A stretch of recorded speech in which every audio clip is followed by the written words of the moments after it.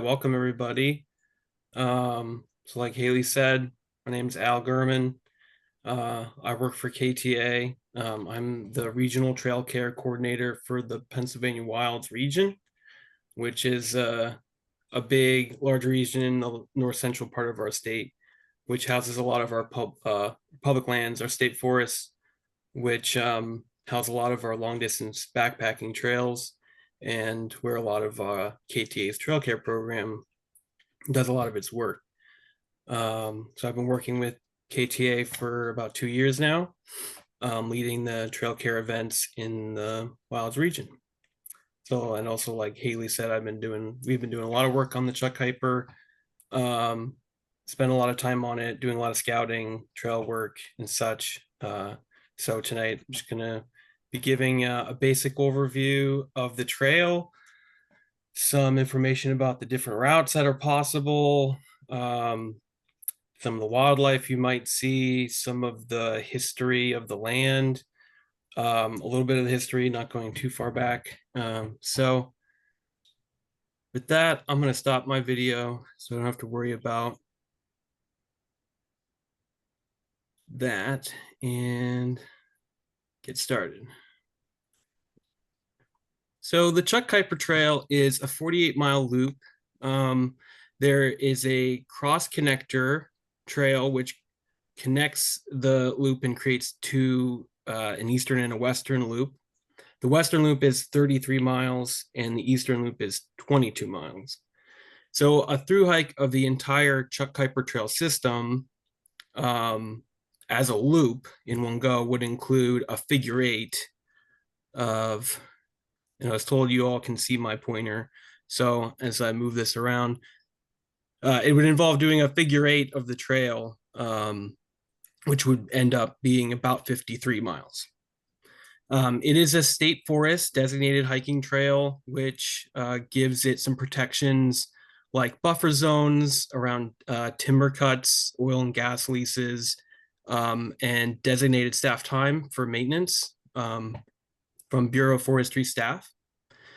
It includes two wild areas, two natural areas: Burns Run wild area, Fish Dam wild area, the East Branch Swamp natural area, and Cranberry Swamp natural area.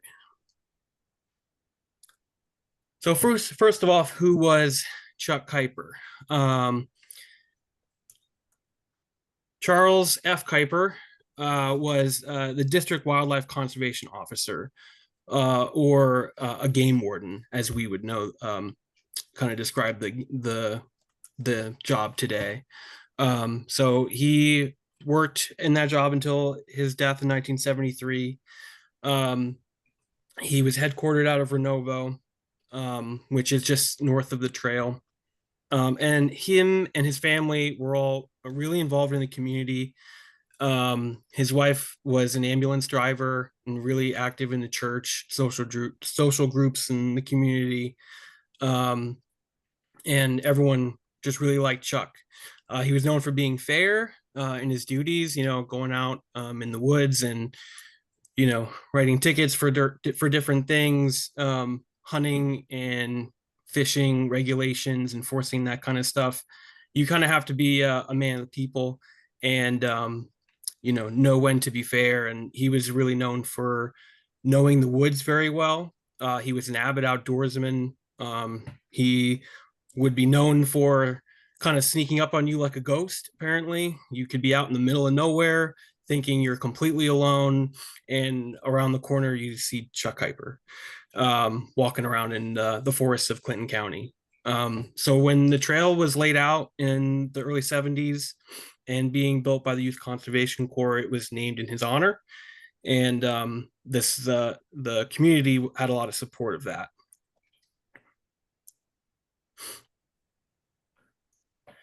So the Chuck Keiper Trail System is a system of existing trails.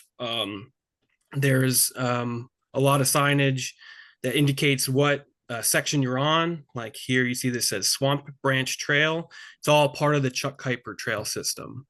So we have metal signs, and sometimes these wooden signs will say Chuck Keiper Trail to kind of let you know you're on on that system, even though the section of trail might be called the Walker Trail or the Four Ridge Trail. There are other trails like that in Pennsylvania, kind of the Pinchot Trail comes to mind.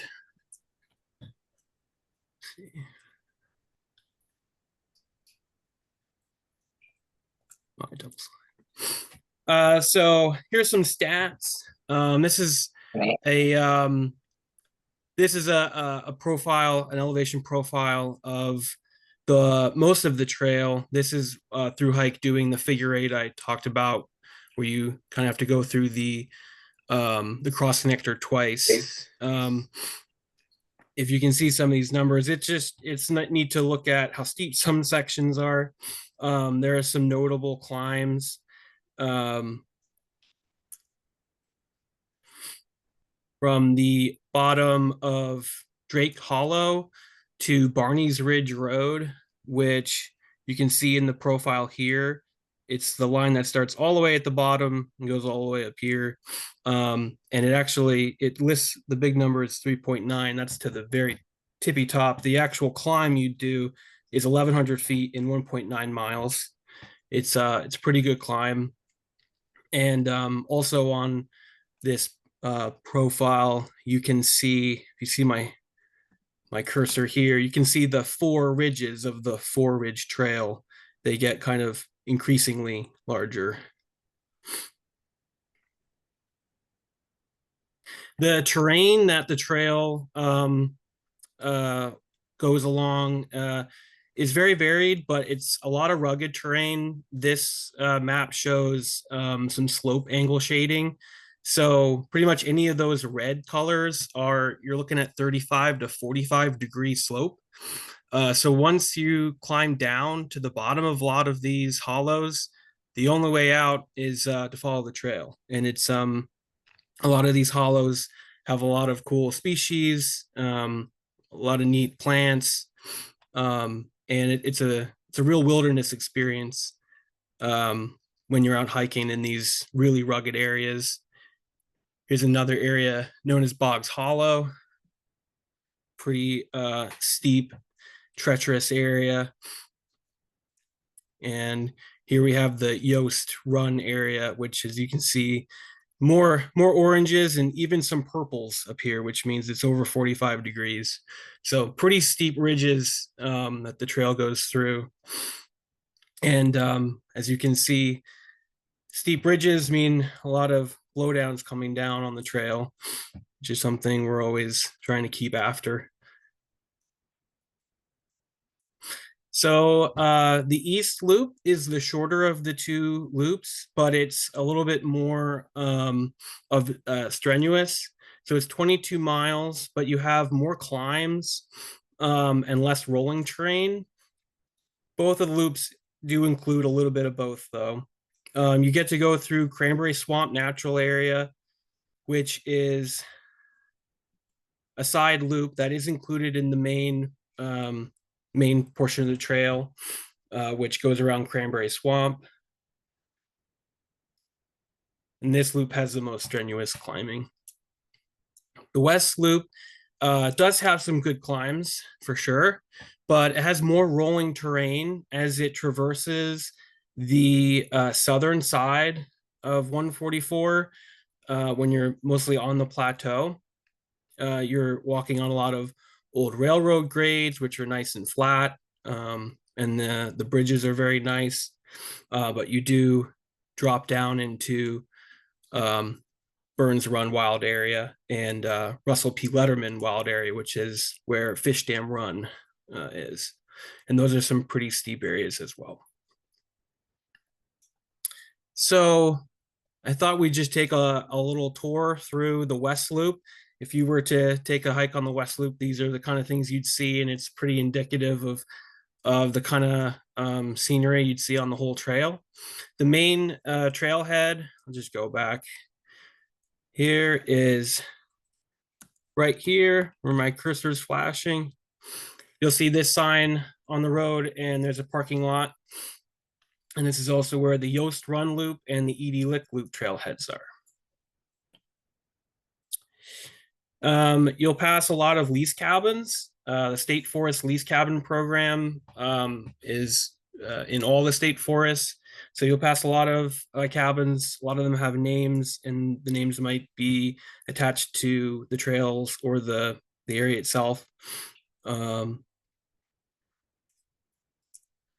Going down, you'll go through Edie Lick, which is a beautiful hemlock stream, native trout fishery as well. I did the West Loop here back in May, and the water was running very high, so it was very scenic. But this is very common sight on the Chuck Keiper Trail. Lots of hemlocks, lots of hardwood forests, creeks running through deep ravines filled with rhododendron. Lots of opportunities for just taking it easy, taking lots of photos. As you go down Edie Lick, one of the cool things you'll pass is the remains of a splash dam from the 1800s. I'm not exactly sure when it was built. These splash dams were used by early lumbermen to store and flush logs down the creek. So these small creeks that couldn't normally float large logs down them, they would build a small dam and let it fill up with water, fill the pond with a lot of logs, and when the water was running high, open the floodgates and let all the logs go down at once. And they'd often do this in series with dams downstream. So this splash dam was part of a system of splash dams that would have gotten logs down to the west branch of the Susquehanna River. It's a little hard to see. It looks like a kind of a pile of rotting logs on the ground, and that's kind of what it is. But you can kind of see the straight lines here of these timbers that have been laid down parallel to one another. And here you can see underneath this leaf litter, that's all, those were all cut timbers. And this area here you see is where the pond would have been, that would have been flooded with water.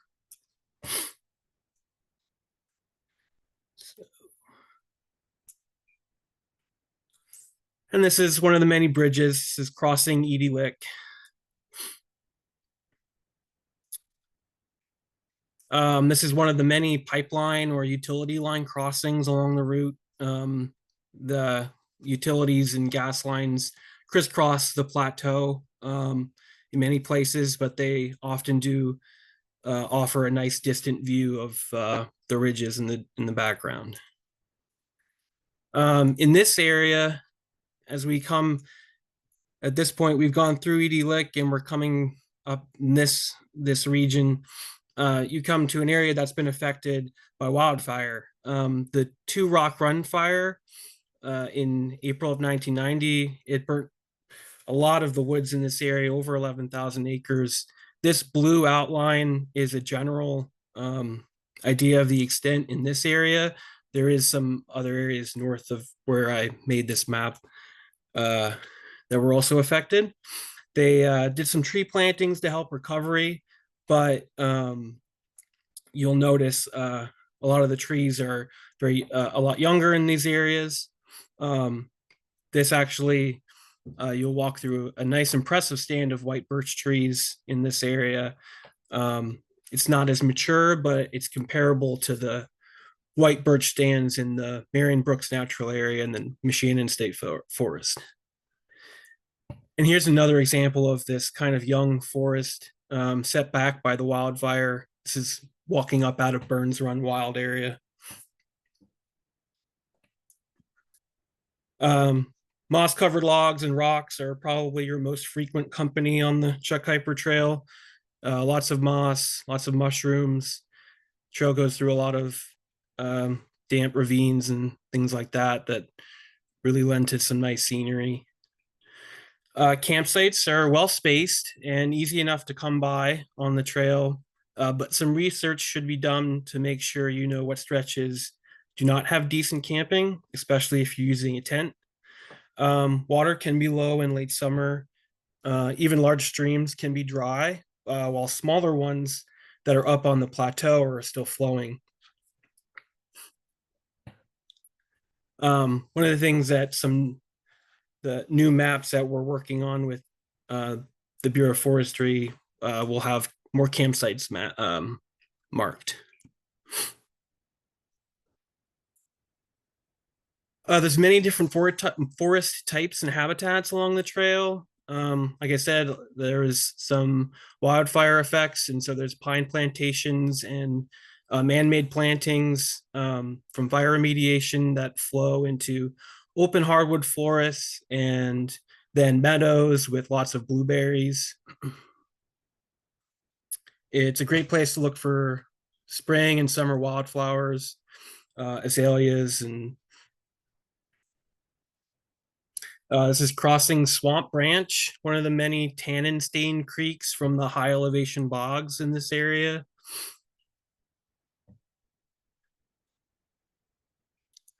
And this is going up the cross connector. You'll pass East Branch Swamp Natural Area, which is a high elevation bog. And here's a recent fall view from that same vantage point. This and Cranberry Swamp Natural Area are home to some neat and not so common plants like sedges, bulrushes, wild cranberries, pitcher plants, and other insect eating plants. But also the moths and butterflies, which use those plants as host plants, like the bog copper butterfly. And there's also some old growth hemlock and pine along the western edge of East Branch Swamp. At this point, as we're heading up the cross connector, here is an area where KTA Trail Cares program recently did a small reroute to get the trail out of the swamp itself. As time goes on and the swamp swells and fills with material, the trail just got too swampy for it to be sustainable in that area. So we worked with the Bureau of Forestry to reroute it, added a small bridge across a seasonal stream here. And you can see the red is an approximation of basically what we did. We just kind of ducked it back into the woods. And this is also an area where KTA worked with the Bureau of Forestry to reopen the Little Beaver Trail, which is this red dotted line on the other side. So that creates a nice about 3 mile loop that you can do to go around this natural area. Here's a couple screenshots from a trip I took through the swamp. It's just pretty, lots of vegetation and a lot of mud and muck, and it just wasn't a sustainable place to have a trail. And so now that's a thing of the past. At this point, when you get to the top of the cross connector, you're at the Fish Dam Scenic Overlook, which is a great place if you're just driving along PA 144 to stop and take in the view. Whether you're doing the east loop or the west loop, you'll pass through this spot, and there's a nice rock, as you can see on the left here. It's good to air out your shoes and take a nice snack break.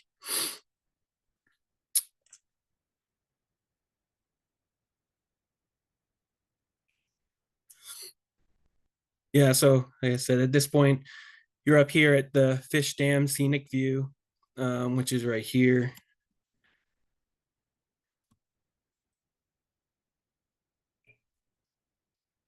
This is passing the monument. This is a monument that marks the first state game refuge of Pennsylvania, which basically means this was the first time the Commonwealth bought and set aside land specifically for conservation.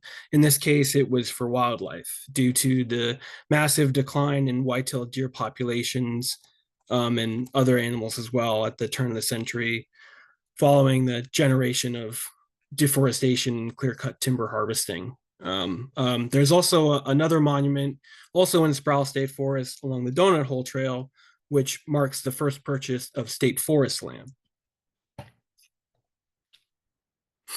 And here's another nice campsite, this time along Burns Run wild area.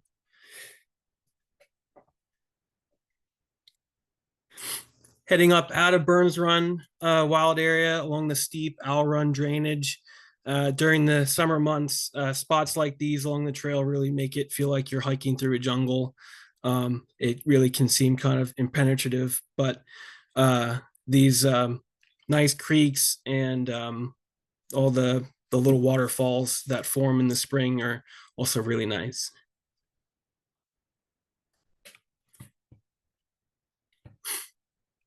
Coming as you finish out the west loop, you'll go through the Yost Run section, which houses the two named waterfalls on the route. This is looking at Kyler Fork Falls through the trees there, which is can be low in low water, but in the spring it was running quite well. And then this is Yost Run Falls, which is a really nice waterfall, even when it's just a trickle. Sorry, I just lost my notes.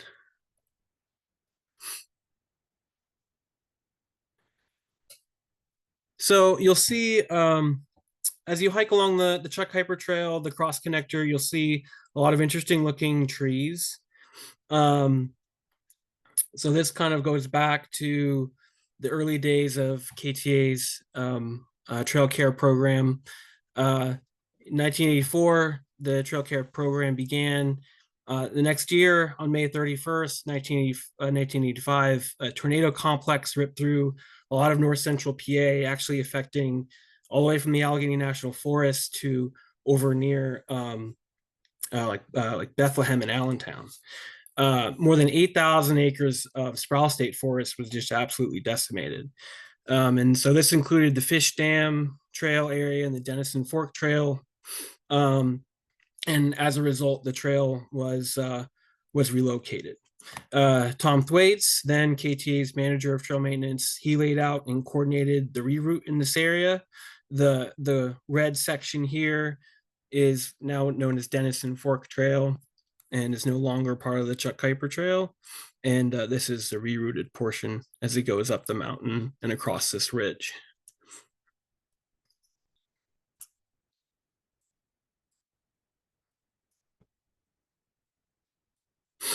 So the Chuck Keiper Trail is, I mean, so, you know, it's a beast. It's a tough trail. It goes into some of these really rugged areas, and it can be hard to take care of a trail like that.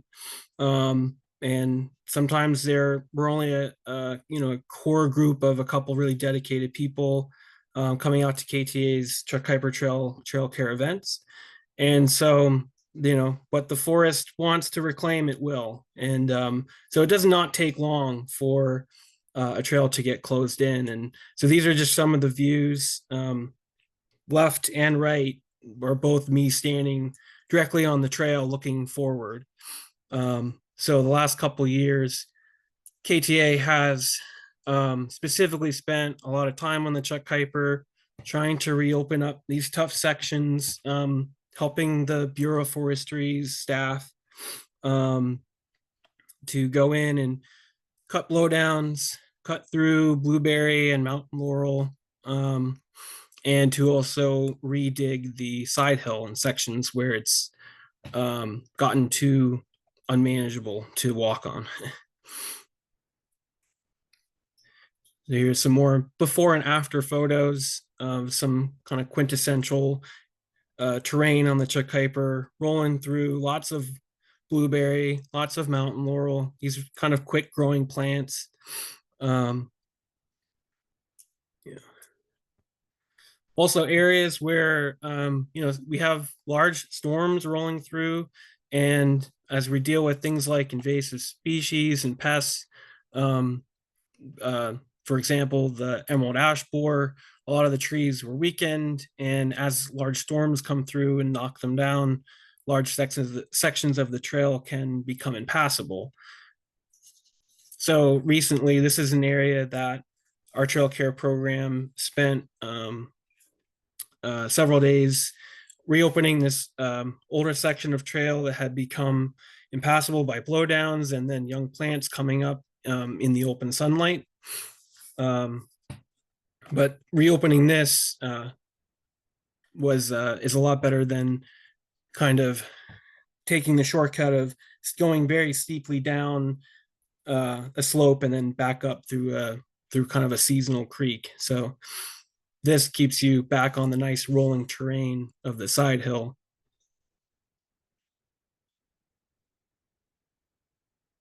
There's some more shots of our volunteers out on the trail, clearing mountain laurel.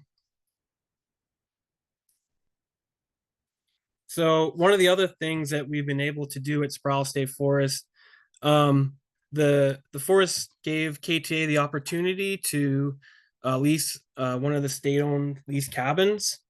It's a great place for volunteers to stay um, while we're making kind of incremental improvements to the inside and outside of the cabin. It has 3 bunk rooms and a kitchen area. There's lots of tenting area outside for our volunteers. It's really close to the trail. It's right to the west of the main trailhead, so it makes getting to the trail really easy. And this was just Sproul State Forest showing their appreciation for KTA's trail care program, because we've been working so much in the on the Chuck Keiper and also in the district as a whole.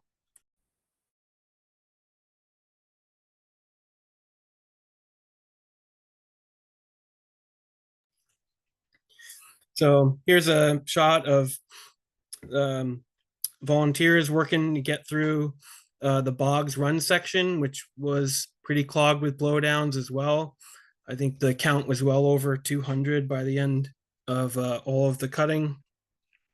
And so this is just a really rugged, tough section to get down to, that was a victim of a lot of trees coming down all at once. And the trail became obscured. It's harder to walk on. And so the trail tread itself also is damaged. So this has been an area that been working a lot on. KTA and DCNR staff cleared all the blowdowns. And in the last couple years, the Pennsylvania Outdoor Corps, which is a conservation corps program run by DCNR, has had a conservation crew of young people down in there redigging the side hill. So in 2024, I worked with them during their month long stint, and this whole area kind of highlighted here in red, while not continuous redigging, was for the most part all redug by hand, and also cleared of blowdowns and a lot of brush.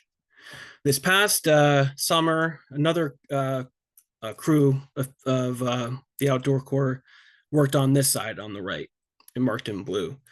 And they only have a little bit left to do at the very bottom. These white X's is an approximation of a little bit that's left. And they're actually going to be finishing up that project, hopefully this coming month. So this is, I'd say, probably when you're down here at the bottom of Boggs Run, you're in one of the more remote areas of the trail for sure. So here are some shots of the transformation process down along Boggs Run.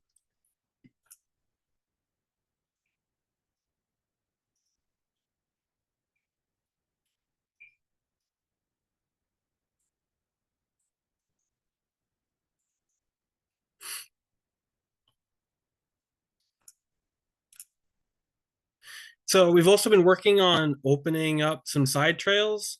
The Chuck Keiper Trail itself is a really long, it's a 50-mile loop pretty much. And the 2 loops of 22 and 33 miles are nice to have, but not everyone can do even that much in 2 days, in 2 days and 1 night, or a little bit more. So it's good to offer more options of different lengths of trails, especially when you're dealing with such a rugged area.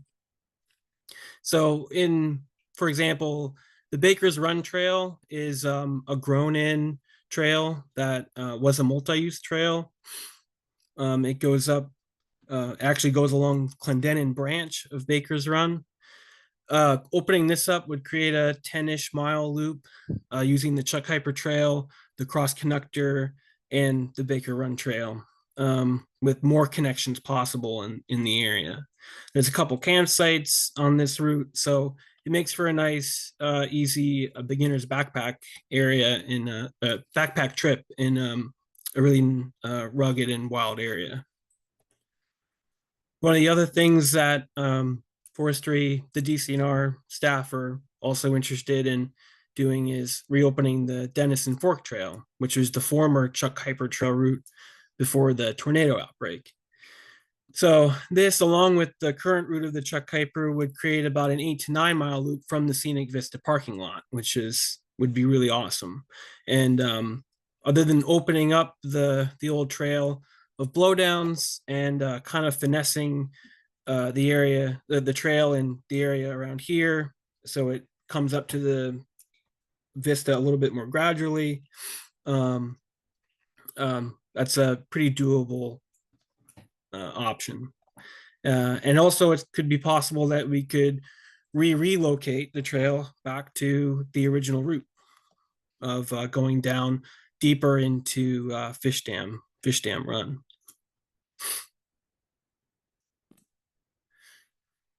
There are existing side trails and loops that are open. The Yost Run loop is probably the most well known.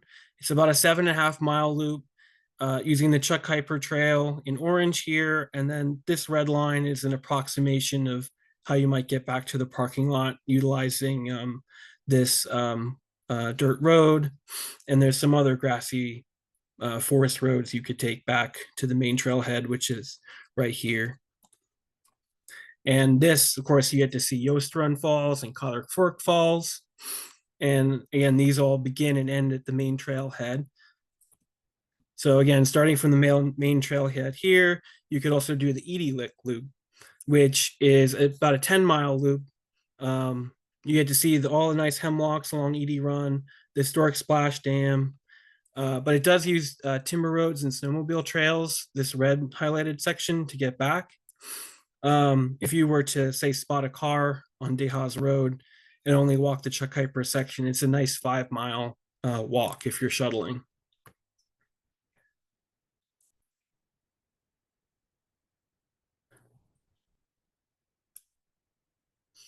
So if you've actually hiked all the Chuck Keiper, or you are so inclined, we do have the Chuck Keiper Trail Patch that's available at the KTA store.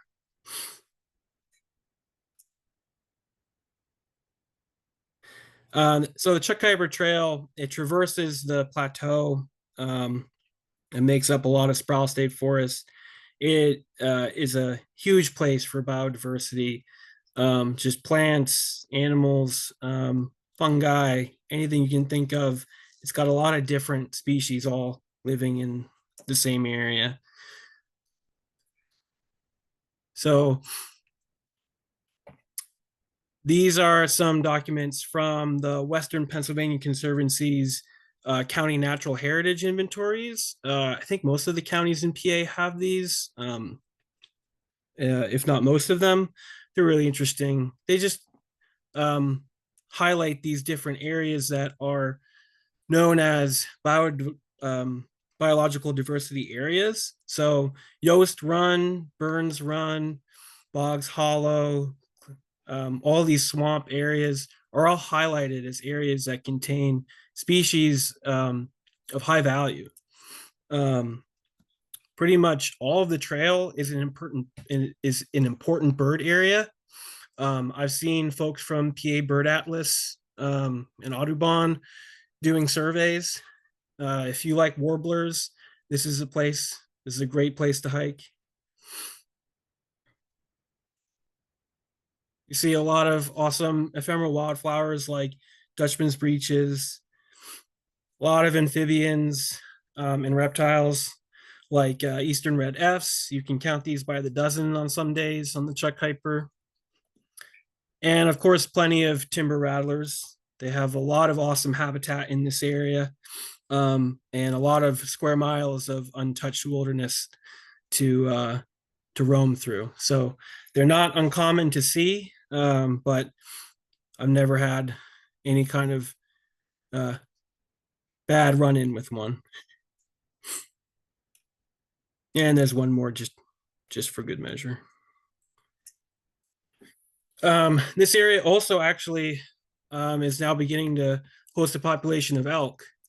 Here's a shot I'll share with you all from a trail camera at the Panther Run cabin I was talking about earlier that captured this awesome bull elk that walked across the road and through our yard. And even if I zoomed in, you can actually see that this guy's got mud on his antlers, which means he was probably wallowing in some swamp nearby.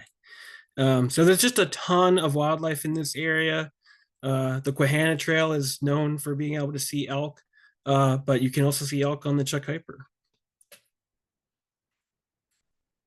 It's a great place for dark sky viewing. I don't have a ton of great night sky photography skills. And I swear this image on the left does actually show a couple stars. It's not just a black square. I took that somewhere along the Chuck Keiper. But you are in an area where you don't have a lot of light pollution. It's not Cherry Springs, but we're in this dark blue area. All the Chuck Keiper is included in this little dotted area. So it's a really nice place to appreciate the dark sky as well. And there's a lot of stuff to discover in the area that's not on the Chuck Keiper. These photos are from a place called Big Rocks Vista. There's a small trail there, probably like a third of a mile long. It explores these large rock formations, and there is a partial vista there that I believe forestry staff will be clearing at some point soon. It's a little grown in right now. This is actually a side trail off the Chuck Keiper Trail as it is going along Barney's Ridge Road. And another example is this is Boggs Run Vista. This is an off-trail vista, but it's easily reachable. There are blogs like PA Bucket List or Uncovering PA that have details on how to find it. But it's an easy walk off of Grugan Hollow Road, and it's one of the nicest vistas in the area.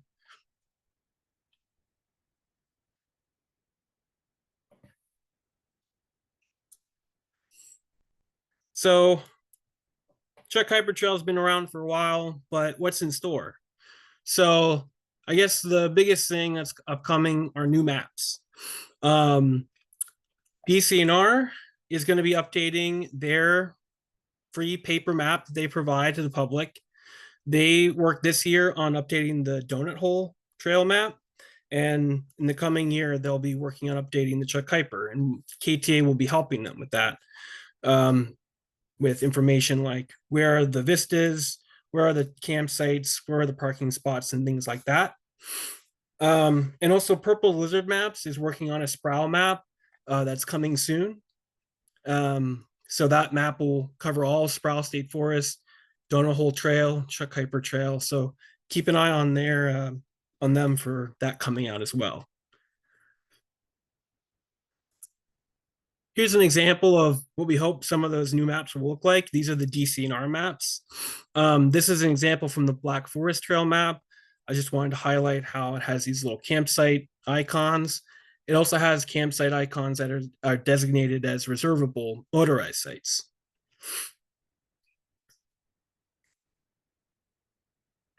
And then this is an example it's actually from the Quahana Trail map. Sorry about that. That I always liked how they have the tornado zone listed on the Quahana Trail because it had such an effect over there as well. So we hope to include that as well on the new Chuck Keiper Trail map.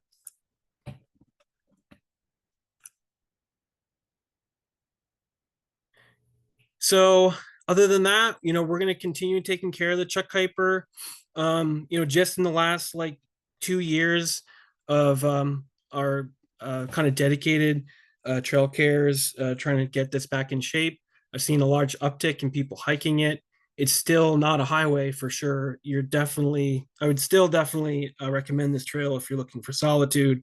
But seeing even just a couple more people on the trail is a really good sign that people are getting out there and using it. DCNR is also looking to invest in Chuck Keiper Trail. Their staff is really dedicated to making these trails as good as they can. So new parking improvements. We've been updating signage. I'd like to get a bench or two on some of the top of some of these tough climbs. And also there are some trail side vistas that are going to get cleared soon in the near future. And the Chuck Keiper Trail guidebook by Dave Gantz is also going to be updated in the near future as well. And in the distant future, who knows? Maybe we'll have some shelters on the Chuck Keiper. I think that'd be pretty neat.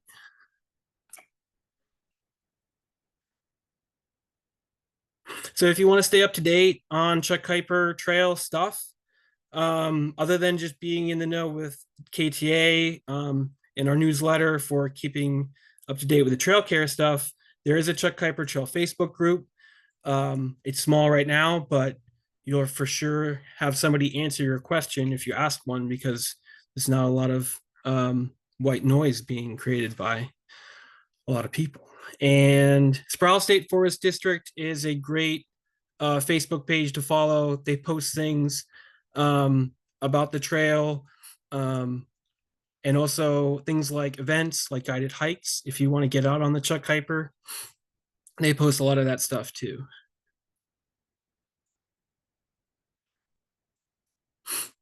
And if you want to get involved, keep an eye out, like I said, for our trail care program. The 2026 lineup is going to be coming out soon.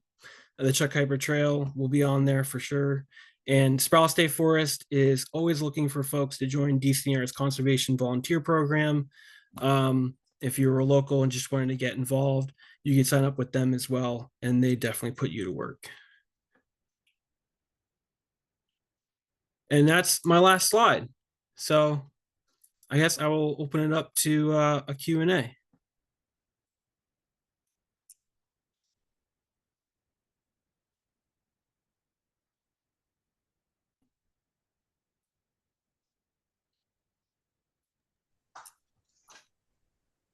I've got one. I understand that the Keiper Trail is going to be part of the PA Mega Loop. Which parts of the trail of the Keiper will be part of that? Sure. Yes, it is. Only reason I could talk another 45 minutes about that whole project as well, because that's a really awesome project. So yeah, just so everyone knows, the PA Wilds, the Paul Mega Loop Trail, PA Wilds Mega Loop Trail is this big 300-mile loop that's linking a lot of these large state forest backpacking trails together. Specifically the Chuck Keiper, and some of this is still getting ironed out, but it's as it comes from the west, from the Quahana Trail, it's going to be on some gravel roads and such, and then it's going to hook up with it pretty much going down Keiper Fork Trail. So let's see if I can show you on one of my maps. So if you can see my cursor down here, I think I've got it right. Yeah, right here is Keiper Fork, and that's where Keiper Fork Falls is. And there's a trail that goes up this hollow and connects. So it'll jump on the Keiper Fork Trail and then get on the Chuck Keiper there. And then it'll follow the north side of 144 to then connect to the Garby Trail, which would take it over to the donut hole in this area. I have another map. If you wanted to see a more detailed view, I could show a different map, but hopefully that explains it. That's great. Thank you. We have another question in the chat. Was Chuck Keiper still alive when the trail was dedicated to him? I don't think so. I'm still a little fuzzy on the exact history. It's one of the things I'm working on getting even more information about, is some of the history of kind of the Clinton County history of the public lands and the people who protected them. But yeah, Chuck Keiper passed away, I believe, like it said, in 73 or 72. And the trail was built shortly after that. So to my knowledge, it was dedicated after his death. Okay, and then there are some questions in the chat about what updated map you would recommend, but I think you did answer that that's in progress, a more updated map with the reroutes and not quite ready yet, right? Yeah. If you were looking to the DCNR map that's available online is good enough to follow for sure. Um, I I don't think